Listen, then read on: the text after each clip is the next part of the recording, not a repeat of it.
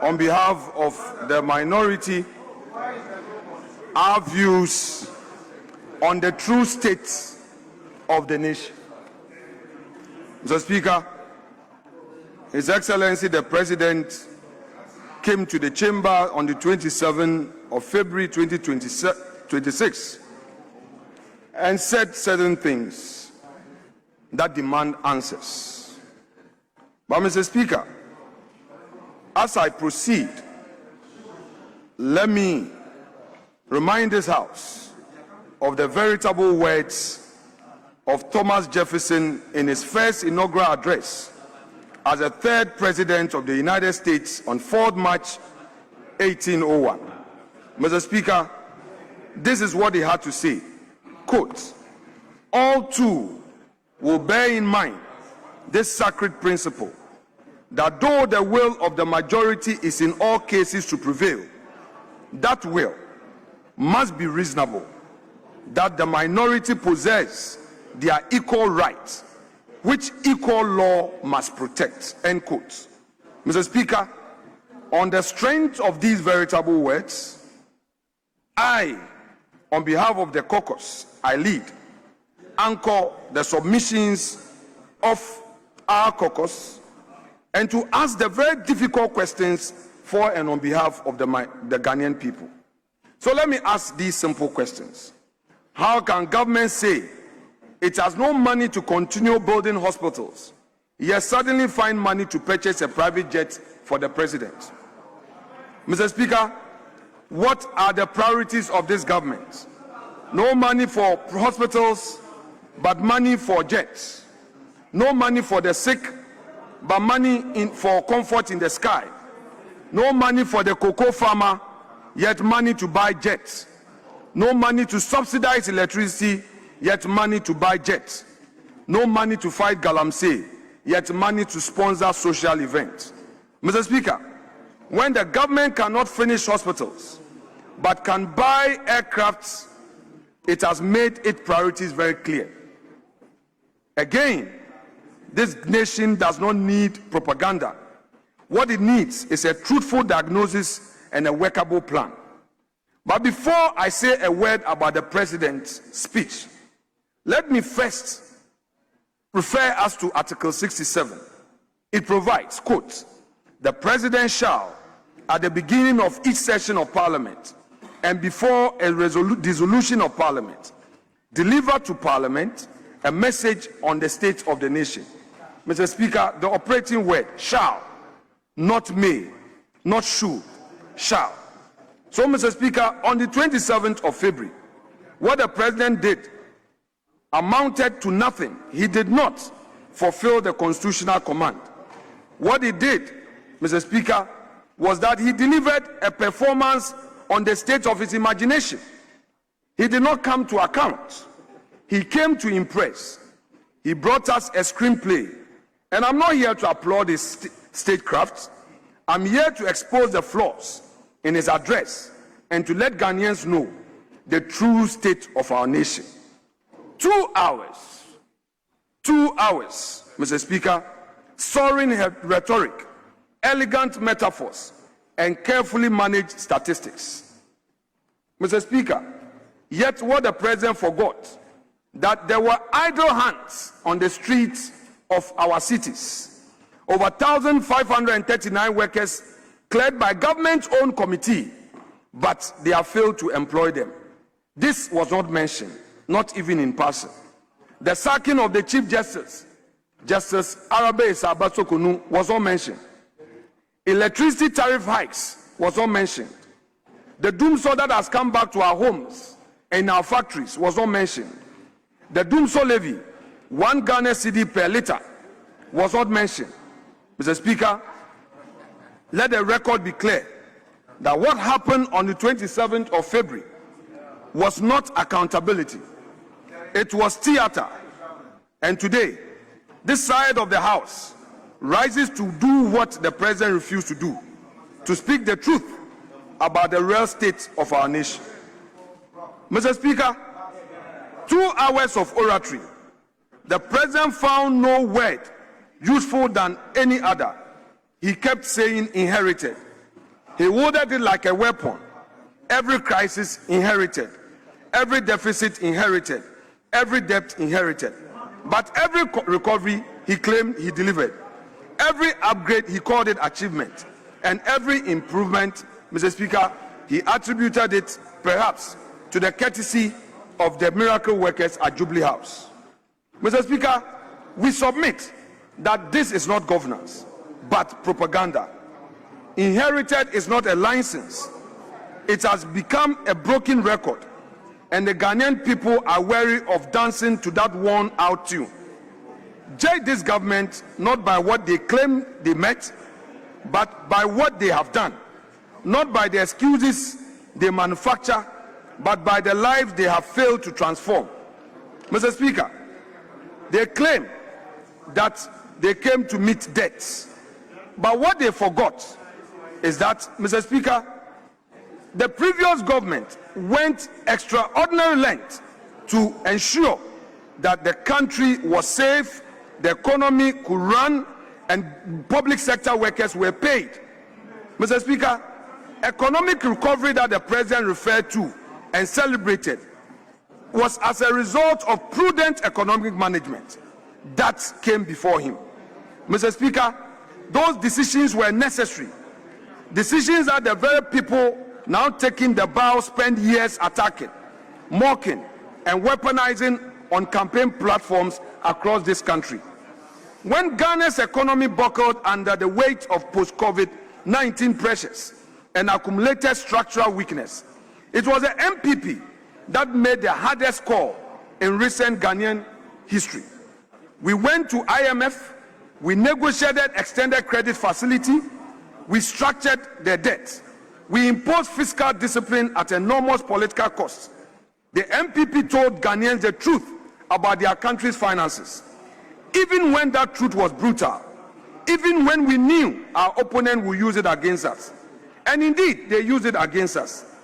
The very people who now stand in this chamber, taking vows for a recovering economy, are the same people who stood on platforms and told Ghanaians that the IMF program was a betrayal. They mocked our fiscal consolidation. They described our revenue reforms. They derided our revenue reforms. They weaponized our sacrifice to win election. And now they have the audacity, the sheer audacity, to stand here and claim the harvest of seeds they never planted, through rain they never endured, on soil they never tended. Mr. Speaker, that is not governance. That is opportunism dressed in a borrowed robe. And the same applies to gold. The gold for oil reserve program that this administration is marketing to Ghanaians as a signature innovation was never invented by this government.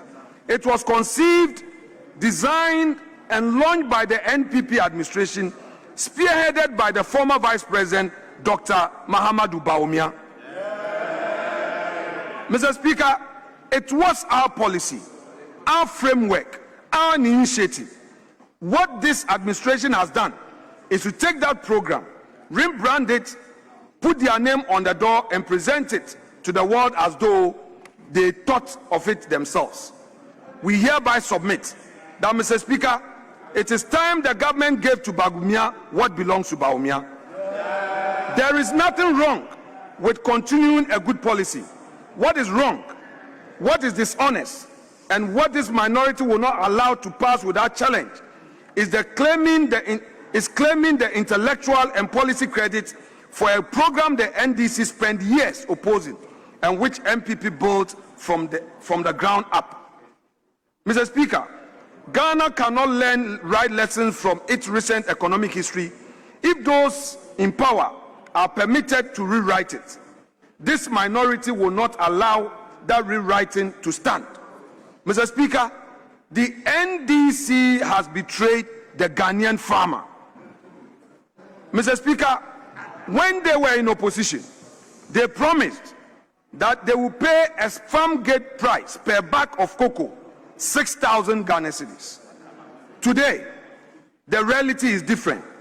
When farmers woke up one day, the finance minister at the Ministry of Finance, through a press conference, announced a haircut, reduced the price per bag to 2,587. This very disappointing. The farmer who believed in the promises of NDC was disappointed. And what did the president say? We should tighten our belt. Meanwhile, Mr. Speaker, the president is busily ordering for a new aircraft. Mr. Speaker, it is not only the cocoa farmer who is suffering. The rice farmer, who has invested heavily in rice production, is also suffering. Mr. Speaker, rice farmers cannot get market for their produce. Mr. Speaker, the rice farmers are suffering because many people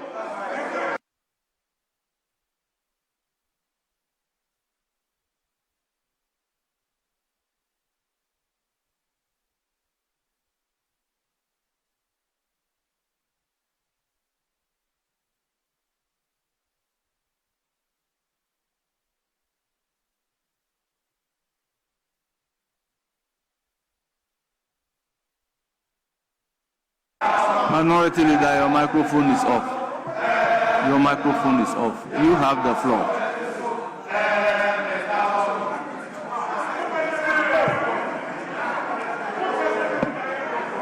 Please, you have the floor.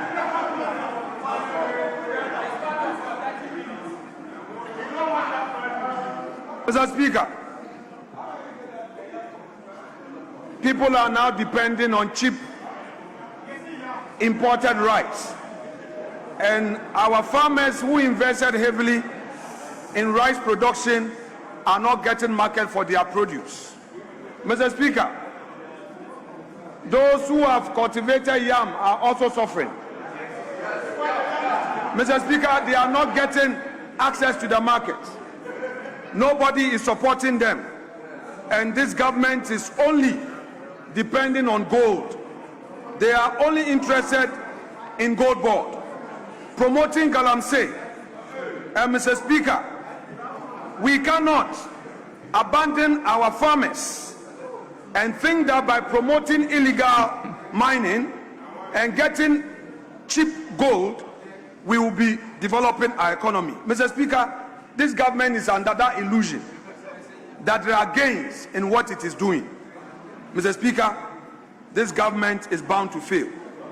Mr. Speaker, if illegal mining can be stopped, Mr. Speaker, then government must show seriousness. It's a public health emergency, and it is a generational crime against children not yet born. Mr. Speaker, the president gave us some numbers that there are some 1,634 blue water guards deployed, 114 case files open, and 1,033 pieces of equipment tracked. The minority will not waste time dismissing these figures. The water is still brown, they should know. The land is still scarred. The rivers are still dying. We note the reported seizure of approximately 1,000 Shamfang excavators at Tema Port. Mr. Speaker, this we welcome. However, it raises questions that screams for answers. Who imported them? The public deserves to know. And let me be clear, those machines must be publicly destroyed without delay, not stored in a government warehouse where they can be quietly retrieved, not reallocated to some favored contractor. They must be destroyed, crushed into scrap. Mr. Speaker, now let me turn to the gold board. Mr. Speaker, the gold board, according to the IMF, incurred losses not exceeding 7 billion cedis as at end 2025. Mr. Speaker, this report from the IMF is something that, Mr. Speaker, government should be concerned about. How can you be selling gold and incurring losses? Mr. Speaker, the minority raised this alarm upon receipt of the IMF report, and we expect our motion to be taken on the floor for us to interrogate. Mr. Speaker, we are not interested in 15-month reserves of import cover. We are not interested in the so-called macroeconomic numbers, the so-called inflation. Inflation is best felt by the ordinary Ghanaian on the market. We are not interested in their paper figures for the IMF. Mr. Speaker, what the president did not tell the people of Ghana is the challenges going on in the recruitment exercise. Mr. Speaker, Ghana is a nation that must embrace the future. Artificial intelligence, digital system, and technological innovation are not things we should fear. In fact, if we want to compete globally, we must move boldly into that future. But Mr. Speaker, technology must work for the people. It must become a barrier between, it must not become a barrier between the people and opportunity.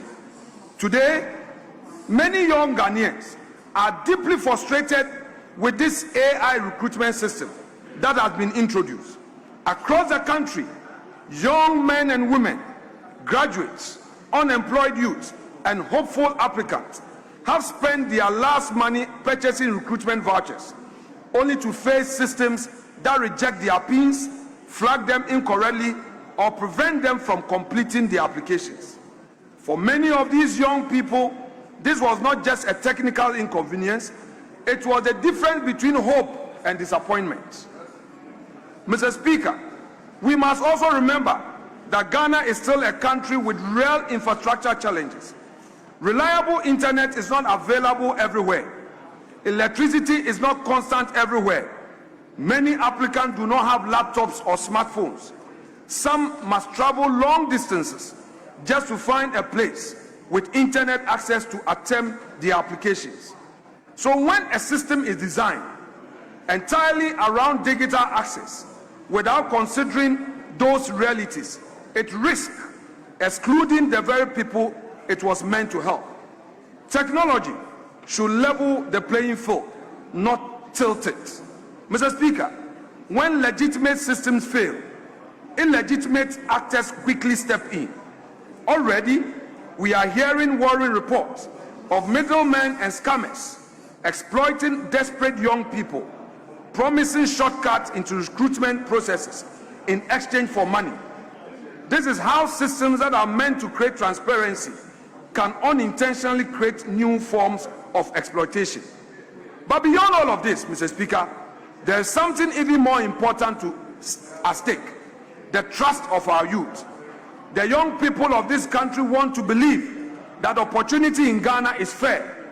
They want to believe that if they follow the rules, if they apply through the proper channels, the system will work for them. When that faith begins to erode, frustrations grow. Mr. Speaker, this is not about rejecting technology. AI is here to stay, and Ghana must move forward with digital transformation. But progress must be thoughtful. It must be inclusive. It must always place the Ghanaian people at the center.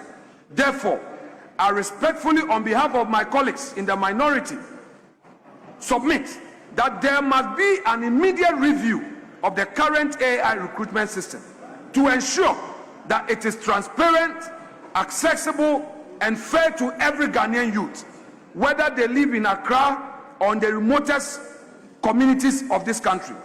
Because, Mr. Speaker, a system designed to create opportunity must never become a barrier to opportunity.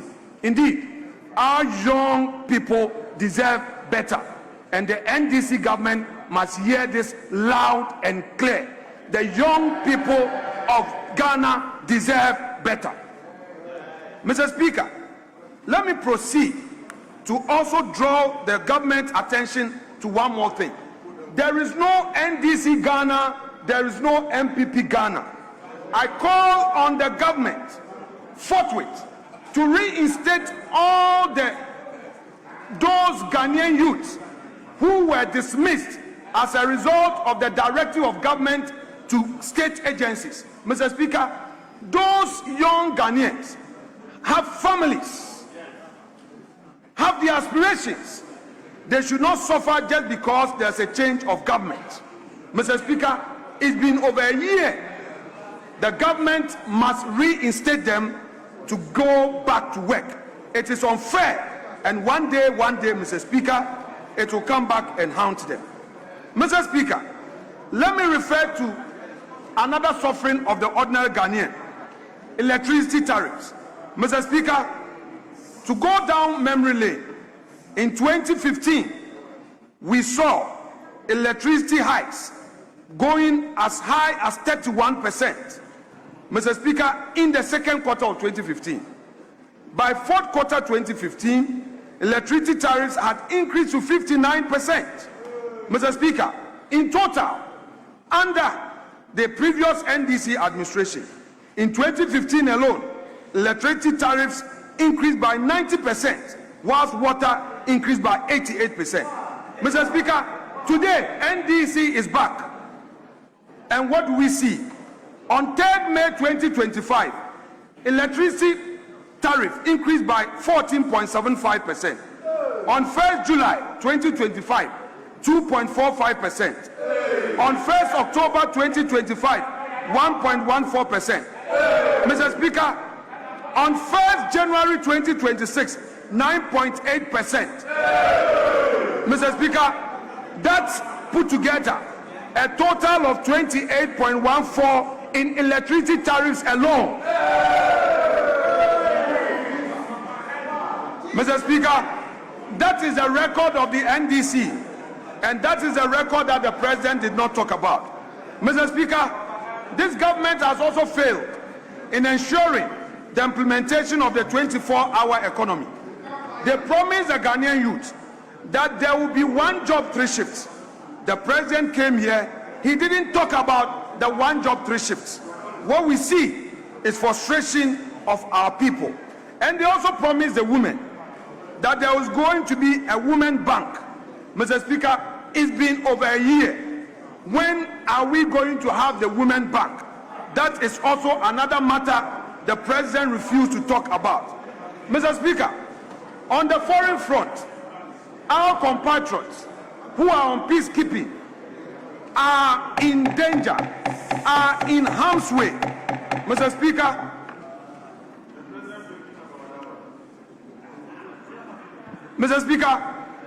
on a true state of the nation, we expected, Mr. President, to talk about the suffering of our soldiers in peacekeeping.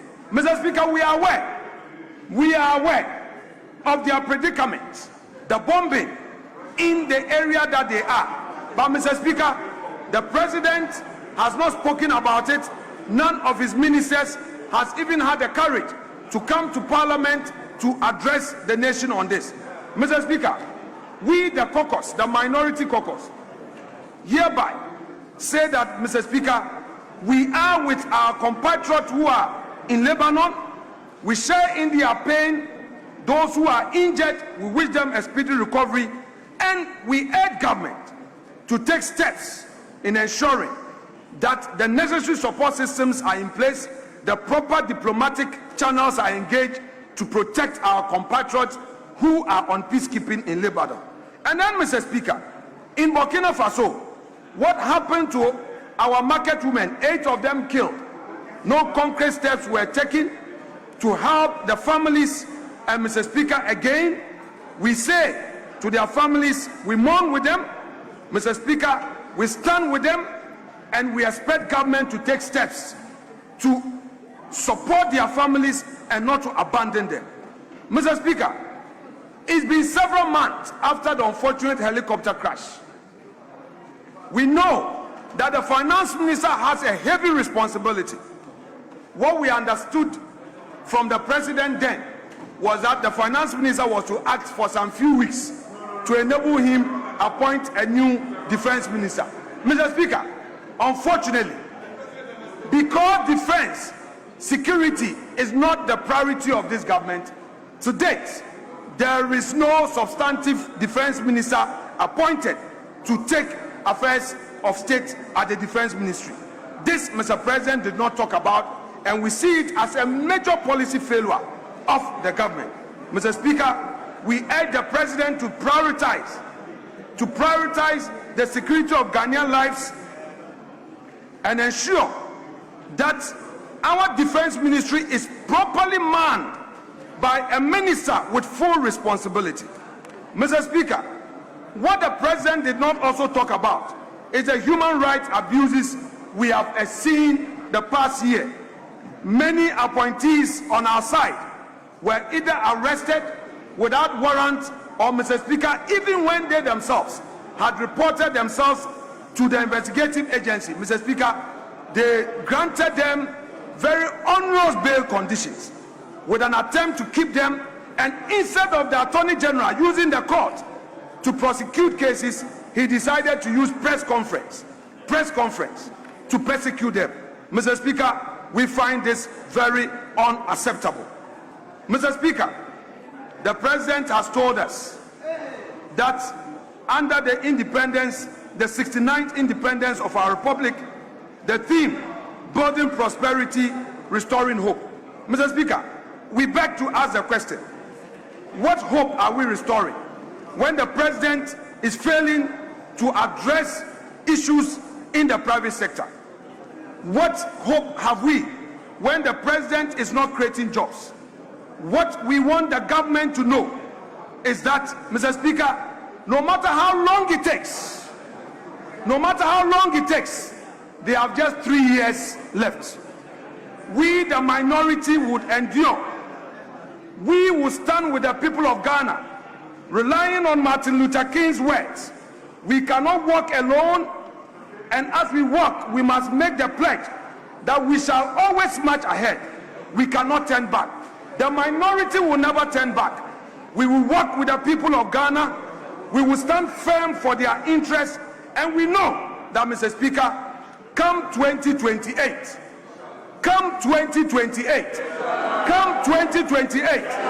the tables will turn. And Mr. Speaker,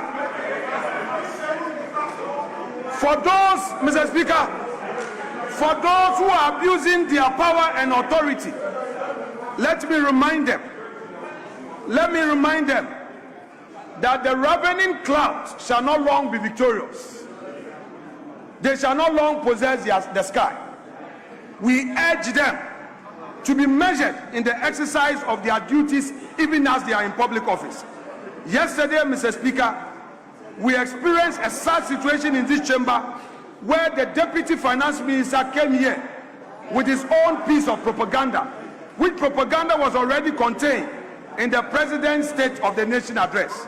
Mr. Speaker, we welcome that report. And we pray that they would be able to be firm when that day comes for their own accountability. Mr. Speaker, yesterday, these were the words of the Chief Whip of the majority side. Mr. Speaker, he admitted that the suffering of the Ghanaian youth has hit his side, and these were his own words. Quote, Mr. Speaker, the pressure on MPs as we sit here, our phones are beaming with message about disqualification. And so let me assure the House and the entire nation that the minister responsible for Interior, especially in respect of the services that fall under his supervision, is taking steps to address the issues. Mr. Speaker, it is our hope that the majority will walk the talk and ensure that the masses who are suffering get a fair opportunity to get recruited. And Mr. Speaker, before I resume my seat, let me reiterate one more time that the rice farmers need the attention of government. The cocoa farmers need the attention of government. The young farmers, the poor young farmer needs the attention of farmers. Maize farmers need the attention of farmers. Mr. Speaker, the government should not only think about its comfort.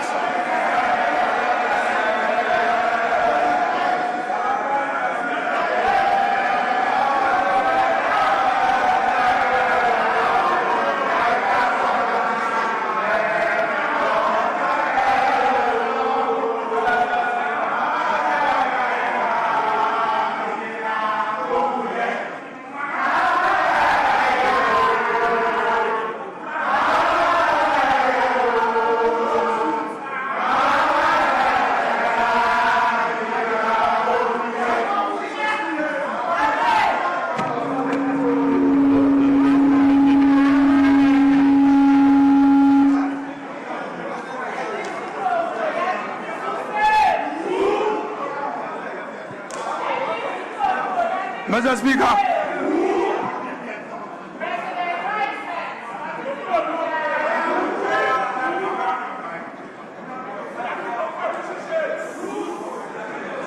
Mr. Speaker, that said, I want to submit, finally, that, Mr. Speaker, the President must come again and address the nation on all the issues happening and ensure that the youth of the country who were promised jobs are given jobs, that steps are taken to build a transparent system that will help grow our economy. If they come honestly and work with us, Mr. Speaker, we would work with them for the sake of our country, Mr. Speaker. That said, I want to thank you very much. Your time is up.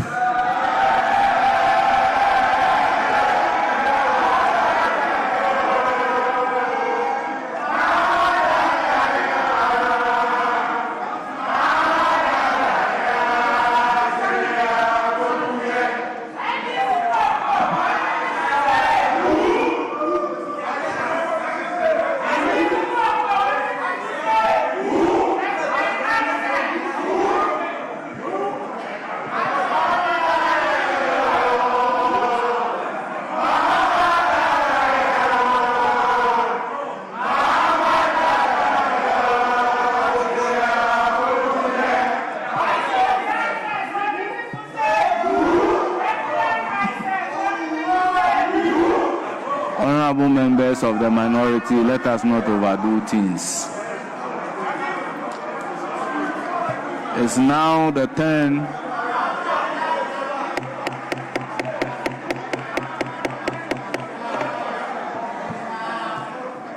Honorable members, let us not overdo things.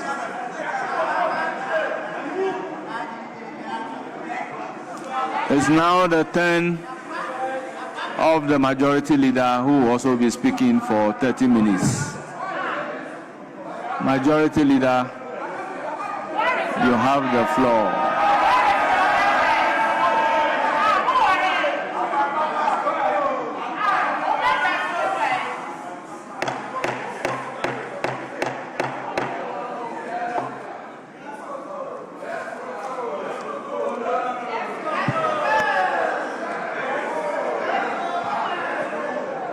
Honorable members of the minority, we should not be compelled to do what we shouldn't do.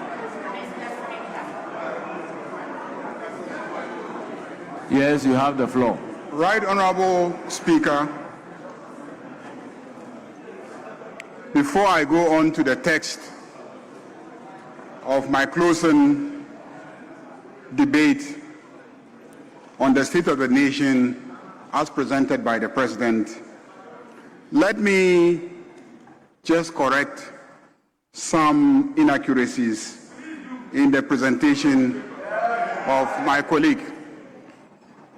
He said that the President did not say anything about the plight of our soldiers in the Middle East because of the conflict. What he has forgotten is that the President delivered the SONA on the 27th of February. On the 27th of February. And America and Israel attacked Iran on the 28th.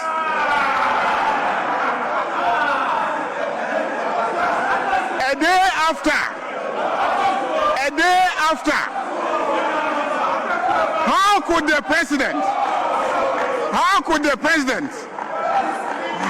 the President be addressing this House on a matter that had not occurred?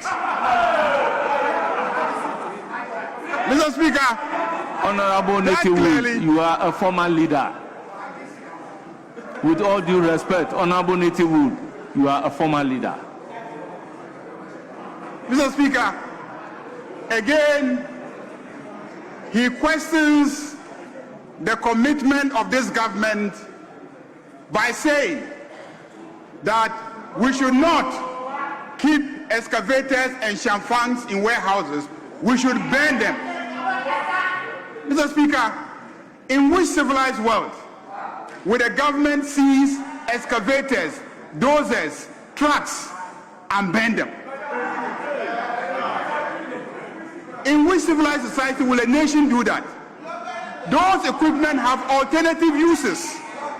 Someone might bring it in with the intention of using it for an illegal purpose. But when the state seizes it, that equipment is available to be used for a perfectly legal purpose. And so I cannot fathom how the leader of the minority will suggest that every excavator seized at the port, not at the mining site, seized at the port, should be burned at the port.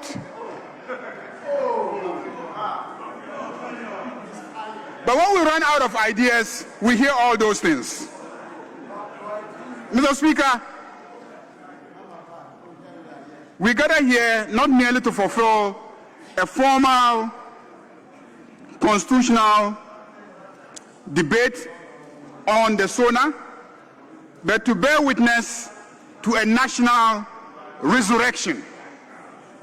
For 3 long years, our republic walked through a valley of economic shadows, a wilderness where the air was thick with the dust of devaluation and the ground was cracked by the heat of excruciating debt. We were a nation that forgot how to dream because we were too busy trying to survive. We were a people whose resilience was tested until the very marrow of our national character was laid bare. But as the old proverb teaches us, and as the President so poignantly reminded this House, however long the night, the dawn will break. Mr. Speaker, look out of this August House. That dawn is no longer a distant promise we recite in our prayers. It is a rising sun that is warming the hearts of our people from Hamile to Hafasini. The state of our nation is no longer a story of survival. It is a chronicle of revival. It is the story of a people who refuse to let the fire of the Black Star go out. Let us be clear-eyed about the ruins we inherited. On the 19th of December 2022, Ghana fell. We declared a debt default, a dark, cold day when our national wealth was no longer our bond. We inherited a shackle of 80 billion in energy debt and an economy gasping for air with inflation at 54.1%. Our reserves were depleted. Our credit was crushed. Our youth looked at the horizon and saw only a wall of uncertainty and despair. But Mr. Speaker, a house is not judged by how it stands in the sun, but by how it held firm during the storm. When the winds of that default threatened to rip the roof off our republic, there were those who whispered that Ghana was finished. They suggested we were a failed experiment, but they were wrong. Under the resetting Ghana agenda, we did not just patch the leaks, we reinforced the foundation. We chose the difficult part of structural integrity over the easy part of political convenience. We performed a fiscal bypass on a dying economy. And today, Mr. Speaker, the patient is not just walking, the patient is running and ready to fly. In a spectacular display of fiscal athleticism, our cedi has ceased its frantic retreat. It has appreciated by 40.7% against the US dollar and 30.9% against the pound.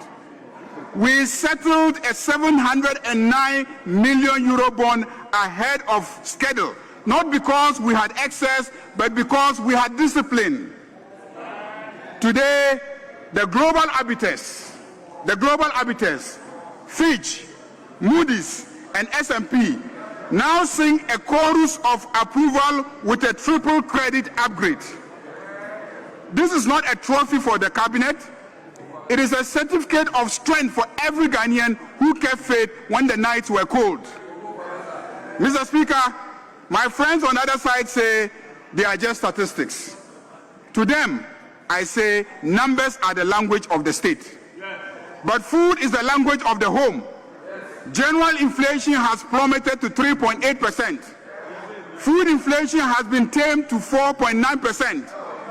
When petrol prices drop from 15 cedis to 20 cedis, 15.20 to 9.99 cedis, it is a pay rise for every taxi driver, every truck driver, every trader gets a check when the prices of petrol reduce.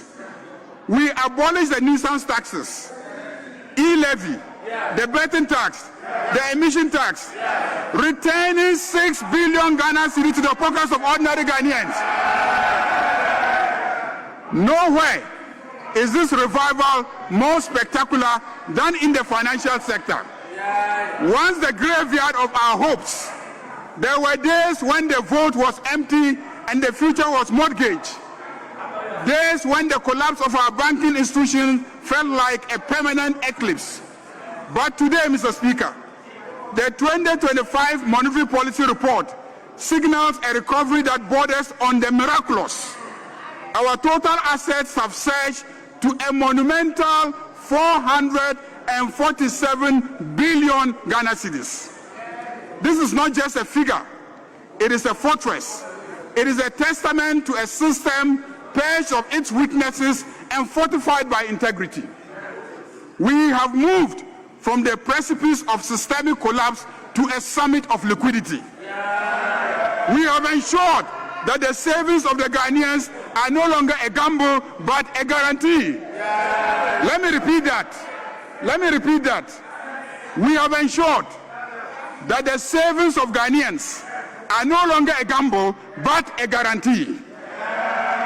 Mr. Speaker, the heart of this republic beats in our cocoa farms. So let me speak about cocoa farms. For decades, the Ghanaian farmer was spectator to the wealth generated by his own beans. They bore the heat of the sun, whilst others enjoyed the sweetness of the chocolate. We have shattered that glass ceiling. By institutionalizing the cocoa sector reforms, we have ensured that the historic surge in global cocoa prices is delivered directly to the farm gate. We have moved the producer price to unprecedented heights, ensuring that when the world pays more for a bar of chocolate, the farmer in Setui, Enchi, Tepa finally sees a reflection of that value in his pocket. That is the essence of the reforms in the sector, so that the world market price will move directly to the farmer. Today, when the world market price is bad, the farmer will feel it. But by the system we have put in place, when tomorrow the world market price is good, the farmer will stand in good stead. This is not mere comments. It is the restoration of the dignity of the Ghanaian soul. We are moving from being exporters of raw toil to masters of our own industrial destiny, investing in local processing so that made in Ghana becomes a global standard of excellence, not a colonial footnote. Yet, Mr. Speaker, let us speak the truth that the corridors of power often fear. The call for accountability, and I hear my colleague, the minority leader, speak about human rights abuses and harassment of ex-while appointees of the NPP.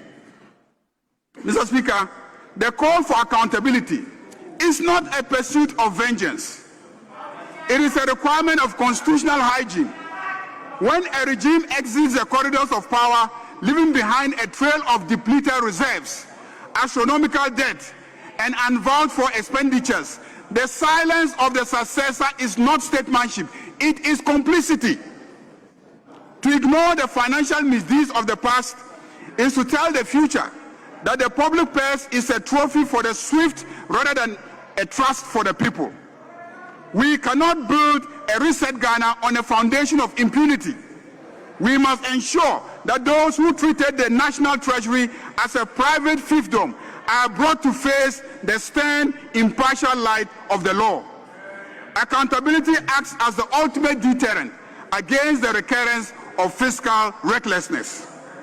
if the architects of the 2022 debt default and the purveyors of inflated sole source contracts walk away into a comfortable retirement, we effectively institutionalize corruption as a low-risk, high-reward venture. By pursuing forensic audits and legal recovery, the state signals that the value for money principle is not a rhetorical flourish, but a binding legal mandate. It is a moral necessity to show the taxpayer, who is currently enduring the hard choices of recovery, that their sacrifice is not being used to subsidize the past theft of a privileged few.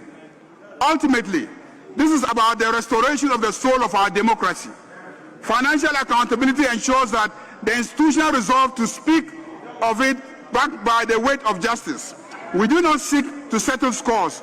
We seek to settle the accounts of the Republic. Only by cleaning the stables of the previous regime can we guarantee that the new dawn we are building is not just a change of faces, but a fundamental change in the character of Ghanaian governance. The Accra Reset is our continental manifesto. With the passage of the 24-hour Economy Authority Bill, we have unlocked the gates of productivity that were locked by the sunset for 60 years.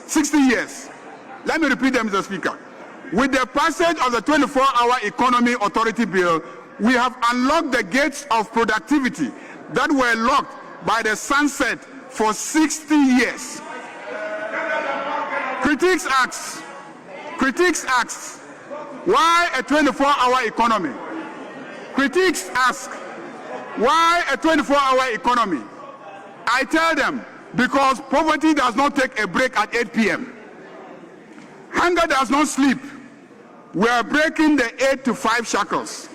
Backed by an initial 110 million Ghana cedis, we are turning the dead of night into the bread of life. From the Accra-Kumasi Expressway to the Volivo Bridge, Ghana is once again a construction site. We are creating jobs. We are expanding businesses. We are not just building roads. We are building arteries for commerce. With 27,000 new jobs in our garment factories, we are stitching the fabric of a new middle class. We are rebalancing the scales of justice through education. The No Fee Stress initiative has already shielded 152,698 first-year students from financial exclusion, a number set to rise to 220,000 students. In health, we launched Mahama Cares with a 2.9 billion Ghana cedis fund for chronic diseases. Should a father have to choose between university fees and his wife's dialysis? Should that be the case? Today, we are tearing up that ledger of despair. We have seized our sovereignty from the hands of donors and placed it back into the hands of our doctors. We are ending the no-bed syndrome, because a hospital bed is a right of citizenship, not a prize for the privileged. Our Feed Ghana program is the pillar of our sovereignty. We are procuring 660 tractors and 400 combined harvesters. We are determined to slash out $400 million poultry import bill by raising 10 million birds on our own soil. We will not be a nation that begs for what we can grow. Let me repeat that. We will not be a nation that begs for what we can grow. And let it be known, the era of the sole source contract is dead. The value for money office bill is our sword against waste. Mr. Speaker, as I take my seat, let us remember that the Republic is larger than any political party. It belongs to the nurse in Ho, the teacher in Gambaga, the fisherman in Mori, the youth in the Dawa industrial zones. Nations endure not because they are spared trials, but because their people refuse to surrender. We were tested by the furnace of death, and like the fine gold of our soil, we have emerged purer and stronger. Let history record that in 2026, we did not just build prosperity, we restored the soul of a nation. We chose action over apathy. We chose the light of accountability over the darkness of complicity. We chose the farmer over the financier. The dawn is no longer breaking, Mr. Speaker. The morning is here. It is a morning of work, a morning of justice, a morning of hope, and that morning, bright, bold, and beautiful, belongs to the people of Ghana. I thank you, Mr. Speaker.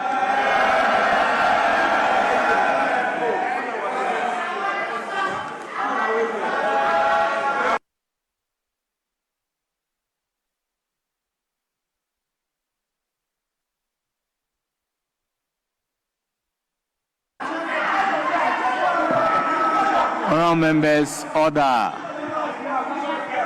Honourable Nuruddin, order. Honourable members, can we have order? Honourable members, on Tuesday, 3rd March 2026, the Honourable Member for Bolgatanga Central and Chairman of the Finance Committee, Mr. Honourable Isaac Adongo, moved this motion, and it was seconded by the Honourable Member for Asin South and the Ranking Member for Committee on Defence, Honourable Reverend John Ntim Fojo. As was determined by the leadership, the two leaders have successfully concluded the debate today.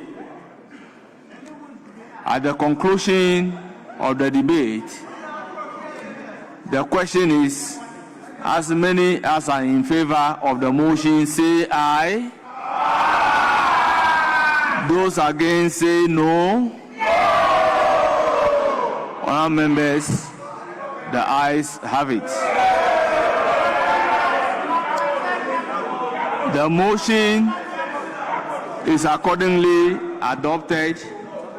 I shall, in accordance with Standing Order 72(4), formally convey the gratitude of the House to His Excellency, the President of the Republic of Ghana. Yes, Majority Leader, any indication?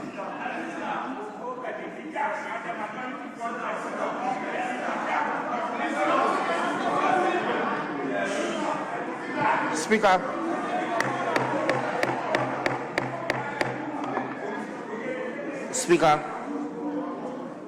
we today, as leaders have concluded the debate on the SONA, we think that it's an opportune time to adjourn for today, so that tomorrow we can come back at 2 p.m.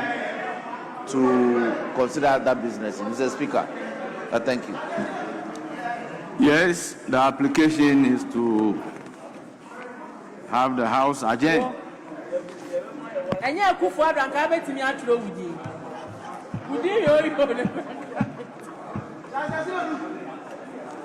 Honourable members, there is an application to have the House adjourn. Any seconder?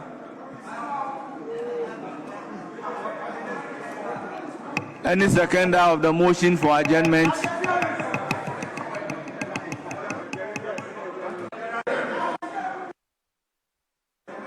Yes, thank you. Speaker, whilst I proceed to second the motion, Speaker, there is something that is persistently becoming consistent in this chamber. And Speaker, there is the very important need for you to take a careful look at that. Speaker, the leader of the minority stood up. And Speaker, visibly so, you saw him. But Speaker, you ignored him. And I also stood up.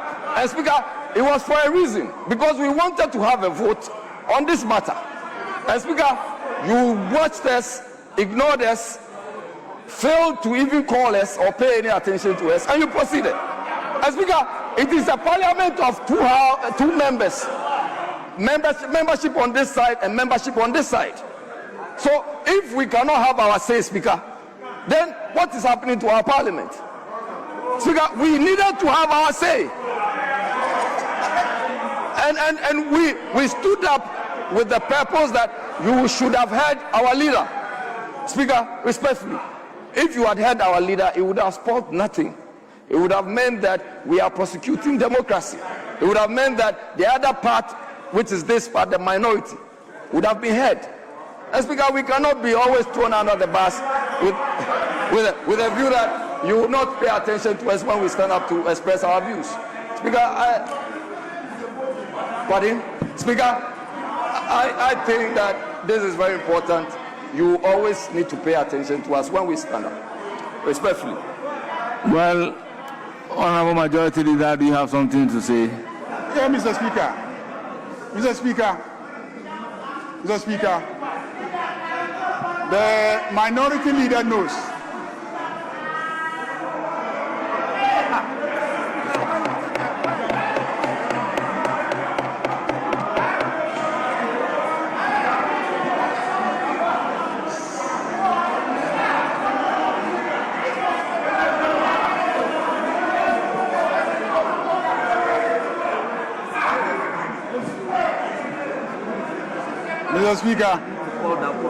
Mr. Speaker, on a lighter note,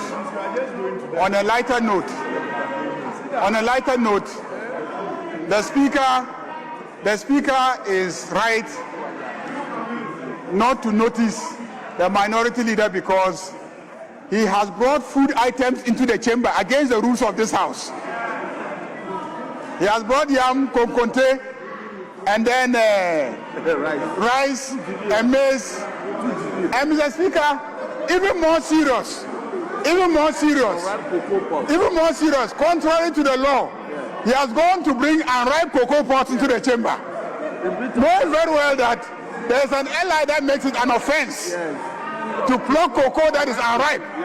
The Minister for Lands and Natural, former Minister for Lands and Natural Resources is here. He knows that you cannot pluck unripe cocoa and then bring it to this chamber. All the cocoa that you have displayed today are unripe cocoa that you plucked in clear violation of the law. See the green part of it. Clear indication that it is unripe cocoa. Mr. Speaker, I think that we had gotten to the end of the day. I don't think Speaker intended to disregard the minority, but we had just all spoken and we're just to adjourn. And so I thought that there was really no issue here. But if the minority took offense, I'm sure going forward we'll address those issues. Thank you, Mr. Speaker. Honorable members, I take note of the submission of my very good friend Jerry with great concern. Honorable members, I have given the 30 minutes opportunity to the minority leader to speak. I have also given 30 minutes opportunity to the majority leader to speak. Honorable members, at the conclusion of the debate, when the speaker is speaking, you don't interrupt by the rules. You do not interrupt by the rules. The rules are very clear that when speaker is speaking, at the conclusion of the debate, you do not interrupt. If you want to raise an issue regarding the question, you wait. When the question is put and response is given, and the speaker said the ayes have it, that is the point you get up to challenge the vote. But you do not get up when the speaker is on the floor speaking. The standing order is very clear.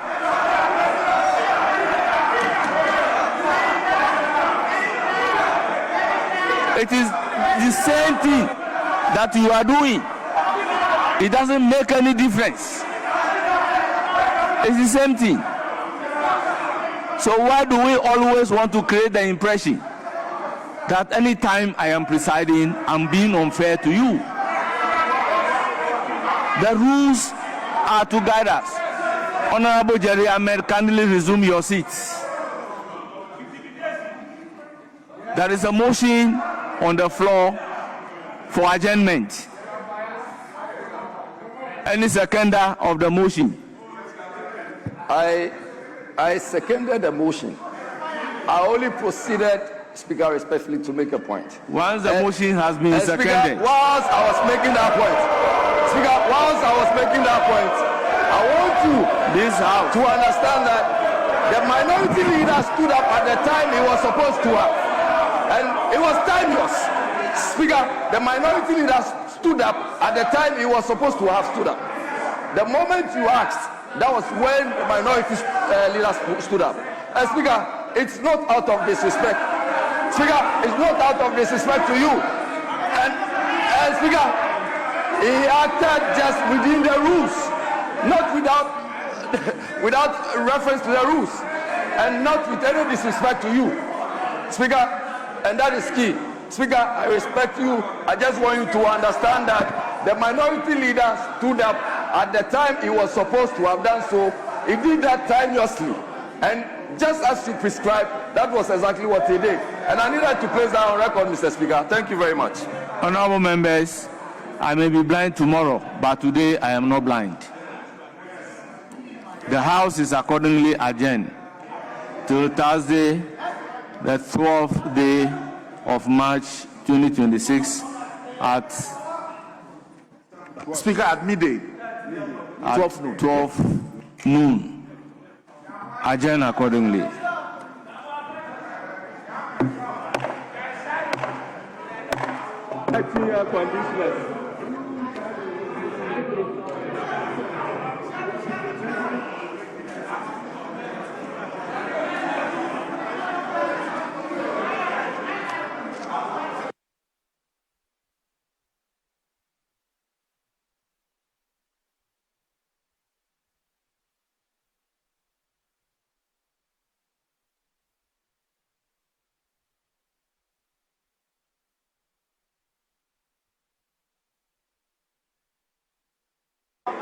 Jack.